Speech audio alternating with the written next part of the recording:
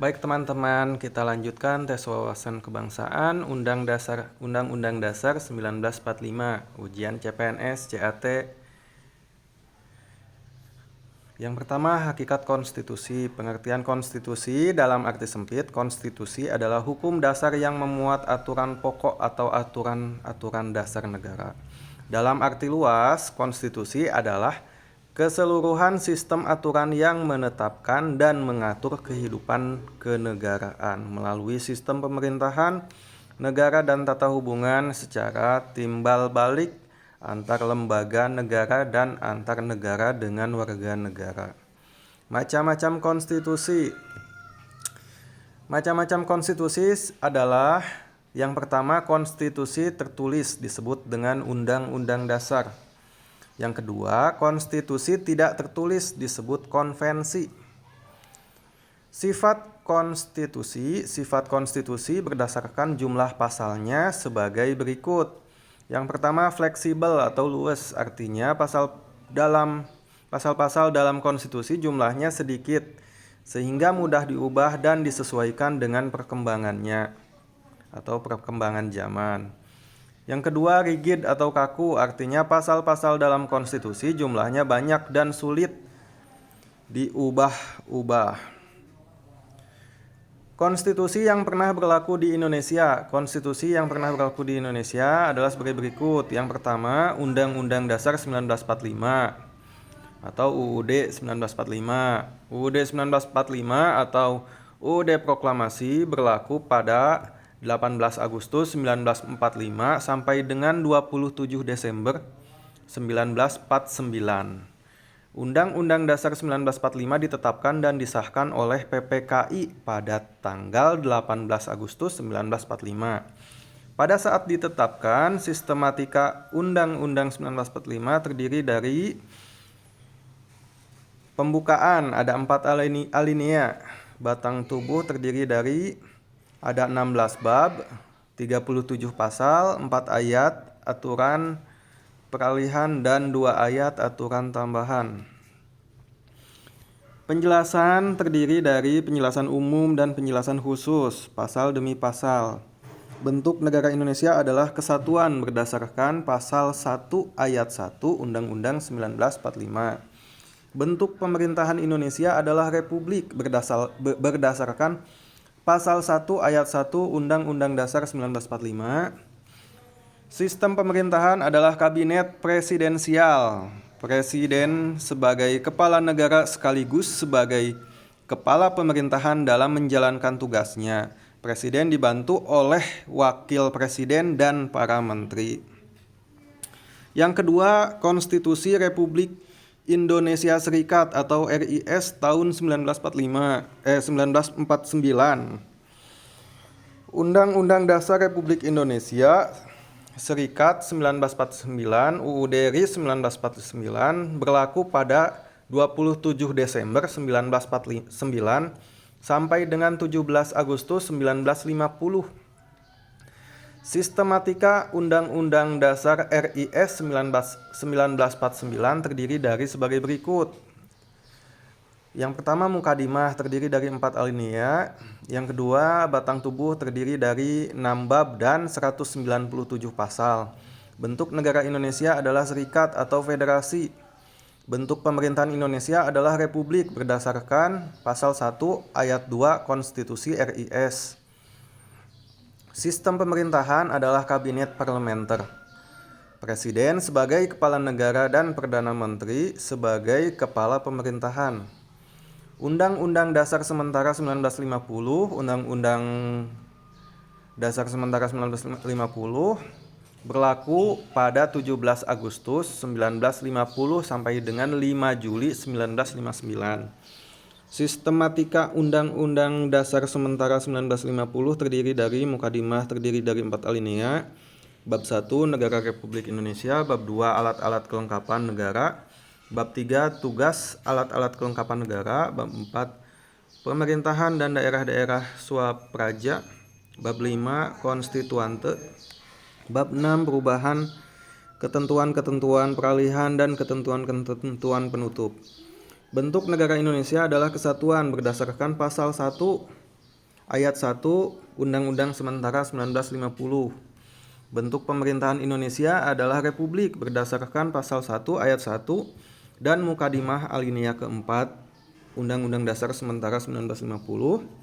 Sistem pemerintahan adalah kabinet parlementer dengan demokrasi liberal yang masih bersifat semu. Berdasarkan sistem ini, DPR dapat membubarkan kabinet, sedangkan presiden memiliki kedudukan yang kuat dan dapat membubarkan DPR. Lalu yang keempat, Undang-Undang Dasar 1945 hasil dekret presiden. Undang-Undang 1945 hasil dekret presiden disebut juga UUD 1945 periode kedua. Berlaku pada 5 Juli 1959 sampai dengan tahun 2000. Gagalnya Badan Konstituante dalam menetapkan rancangan Undang-Undang Dasar berdampak pada keadaan politik yang tidak stabil, sehingga pada 5 Juli 1959 Presiden Soekarno mengeluarkan dekret presiden. Salah satu isi dekret tersebut memberlakukan kembali Undang-Undang Dasar 1945, ketentuan mengenai bentuk negara, bentuk pemerintahan, bentuk kekuasaan, dan sistem pemerintahan sama seperti yang tercantum dalam Undang-Undang Dasar 1945. Lalu yang kelima, Undang-Undang Dasar 1945 hasil amandemen. Undang-Undang Dasar 1945 hasil amandemen berlaku dari tahun 2000 sampai sekarang. Sistematika Undang-Undang Dasar 1945 amandemen terdiri dari pembukaan ada 4 alinea, batang tubuh terdiri dari 37 pasal dan 16 bab. Beberapa perubahan mendasar dalam sistem ketatanegaraan Indonesia antara lain kedudukan yang sejajar dan proporsional antara presiden dan DPR. Yang kedua, masa jabatan presiden diatur dengan tegas, yaitu maksimal dapat dipilih untuk 2 kali masa jabatan. Yang ketiga, dilaksanakannya otonomi daerah.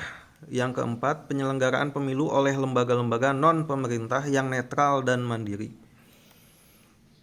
Hakikat konstitusi. Berikut adalah berbagai penyimpangan terhadap konstitusi yang pernah terjadi di Indonesia. Yang pertama, Undang-Undang Dasar 1945 hasil amandemen. Kekuasaan presiden tidak terbatas. Masa awal proklamasi dianggap sebagai masa peralihan, sehingga pada masa ini kekuasaan presiden sangat luas. Selain menjalankan kekuasaan eksekutif, presiden juga menjalankan kekuasaan MPR dan DPR. Di samping presiden hanya ada wakil presiden dan KNIP sebagai pembantu presiden. Pergantian sistem kabinet presidensial menjadi kabinet parlementer menjadikan para menteri diangkat dan bertanggung jawab kepada parlemen atau DPR. Penyimpangan terhadap Undang-Undang Dasar RIS 1945. Yang pertama, penyimpangan bentuk negara serikat bertentangan dengan konsep Negara Kesatuan Republik Indonesia. Yang kedua, pergantian UUD 1945 menjadi UUD RIS. Yang ketiga, pemerintah parlementer tidak sesuai dengan semangat Undang-Undang Dasar 1945. Penyimpangan terhadap Undang-Undang Dasar Sementara 1950. Persaingan tidak sehat dengan ditetapkannya demokrasi liberal ditafsirkan sebagai kebebasan mutlak bagi setiap individu dan partai politik, sehingga timbul persaingan tidak sehat yang mengancam persatuan dan kesatuan bangsa. Instabilitas nasional. Terjadinya instabilitas nasional akibat dari sering berganti-gantinya kabinet, sehingga program-program yang disusun sebelumnya tidak berjalan. Lalu yang keempat, penyimpangan terhadap UUD 1945 periode 1959 sampai dengan 1965 atau Orde Lama. Presiden membubarkan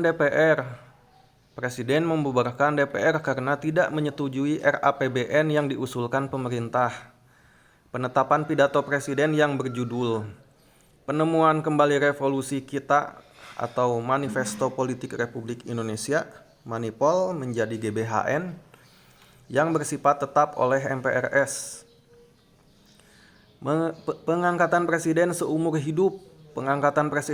hidup melalui TAP MPR nomor 3 MPRS 1963. Rangkap jabatan pimpinan lembaga tinggi dan tertinggi negara diangkat sebagai menteri negara. Kekuasaan presiden tidak terbatas. Kekuasaan presiden melebihi wewenang yang ditetapkan dalam Undang-Undang Dasar 1945. Tidak berjalannya hak budget DPR karena pemerintah tidak mengajukan ancaman undang-undang APBN, mengajukan rancangan undang-undang APBN untuk mendapatkan persetujuan DPR. Yang kelima, penyimpangan terhadap Undang-Undang Dasar 1945 periode 1965 atau Orde Baru.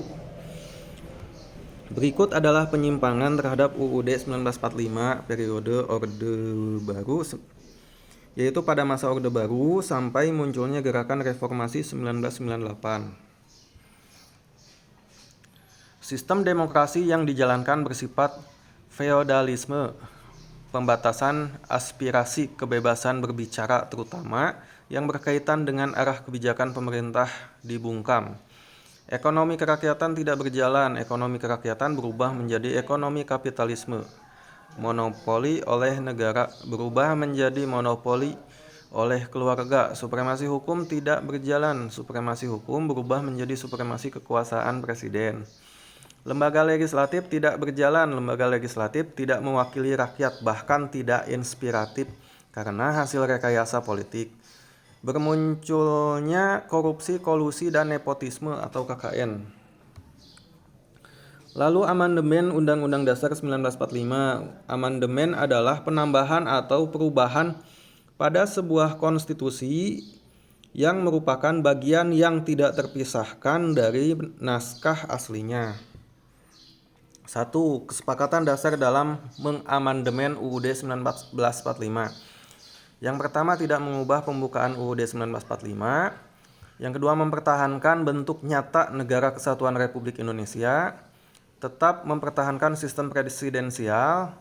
Yang keempat, penjelasan UUD 1945 bersifat normatif dimasukkan ke dalam pasal-pasal. Yang kelima, perubahan dilakukan secara adendum. 2. Tujuan UUD 1945. 1. Memenuhi tuntutan-tuntutan reformasi. 2. Untuk revisi ulang Undang-Undang 1945. 3. Agar isi UUD 1945 lebih jelas setelah diamandemen. 3. Perbaikan perubahan amandemen UUD 1945 yang dimaksud adalah 1. Adanya pembatasan atas kekuasaan presiden di Indonesia. 2. Memperkuat dan menegaskan kembali peran kekuasaan legislatif di Indonesia. 3. Mencantumkan hak asasi manusia Indonesia. 4. Menegaskan kembali hak dan kewajiban negara ataupun warga negara. 5. Otonomi daerah dan hak-hak rakyat di daerah. 6. Pembaharuan lembaga-lembaga negara sehingga tidak ada lagi istilah lembaga tertinggi negara dan lembaga tinggi negara.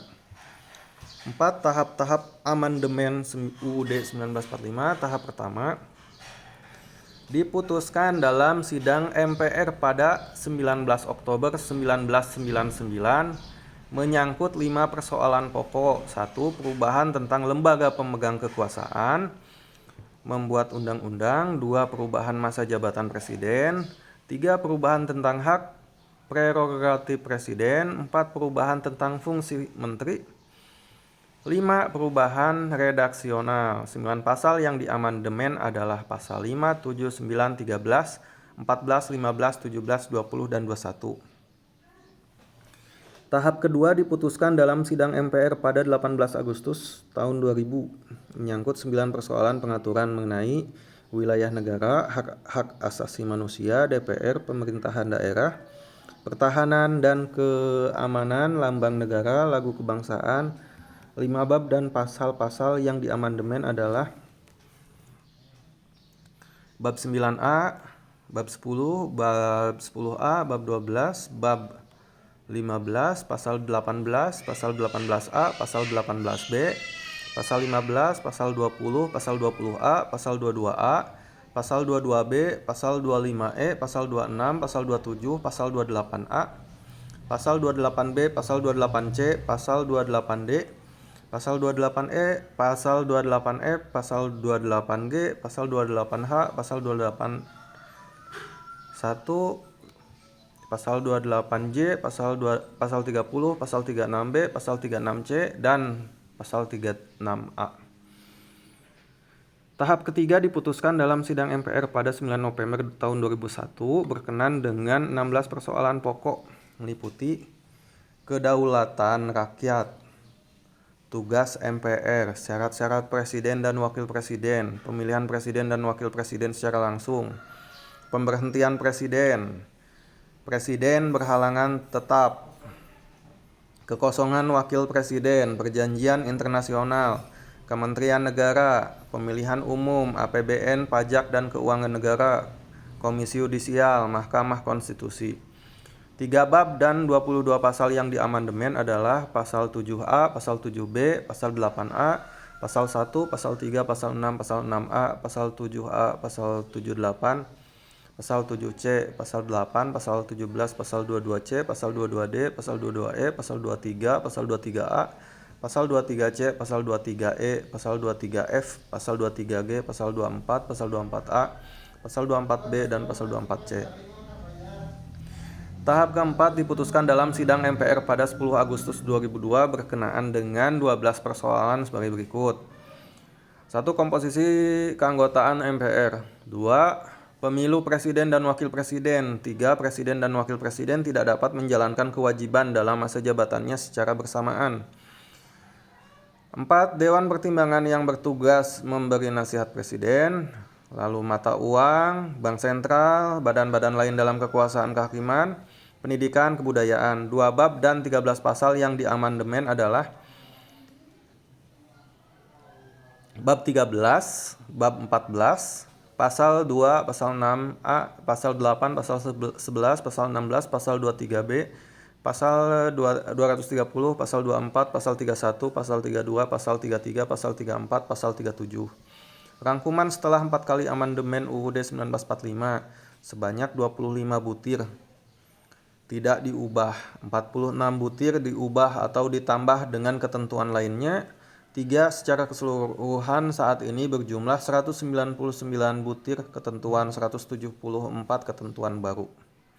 Terima kasih.